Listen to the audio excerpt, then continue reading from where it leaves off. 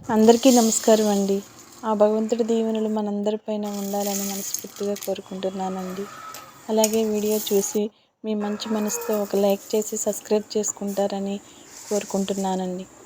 ఈరోజు సొంటి పొడితో నేను ఎలా కారపొడి చేయాలో మీకు వీడియోలో చూపిస్తానండి. వీడియో ఎక్కడ స్కిప్ చేయకోకుండా చూడండి, చక్కగా వివరంగా అన్నీ చూపిస్తాను. ఈ సొంటి పొడి మనకి పత్యం చేసే వాళ్ళైనా సరే, బాలింత్రాళ్ళైనా సరే చక్కగా మొదటి ముద్దలో వేసుకుంటే చాలా మంచిదండి. అలాగే అజీర్తి సమస్య ఉన్న వాళ్ళు కూడా ఈ కారపొడి వాడుకోవచ్చండి. దీంట్లో నువ్వులు కూడా వేసాము, మెంతులు వేసాము, అన్నీ బాగుంటాయండి. న్యాచురల్గా మనం చేసుకునే పద్ధతేనండి. ఇది ఇంకా రోట్లో మనం చేసుకుంటే ఇంకా చాలా బాగుండిద్దండి.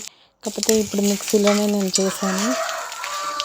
ఈ సొంటి పొడి మనం డైరెక్ట్గా పిల్లలు తినాలన్నా సరే ఇబ్బంది పడతారు కదా, అలా కాకోకుండా ఇలా పెట్టినా సరే బాగుండిద్దండి. ఆ శొంఠి మన స్టవ్ కట్టేసిన తర్వాత ఆ ముక్కని మధ్యలో వేస్తే చాలండి, ఊరినే డ్రై అయిపోతుంది. ఆల్రెడీ అది డ్రై కుమ్మే కాబట్టి.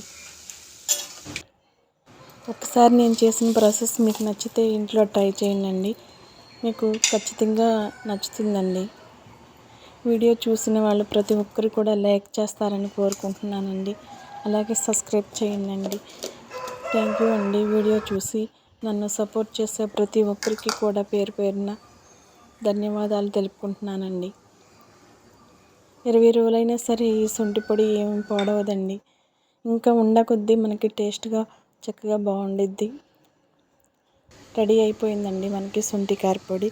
నేను చేసిన విధానం మీకు నచ్చితే కనుక ఒకసారి మీరు కూడా ట్రై చేయండి. వీడియో చూసి లైక్ చేయండి.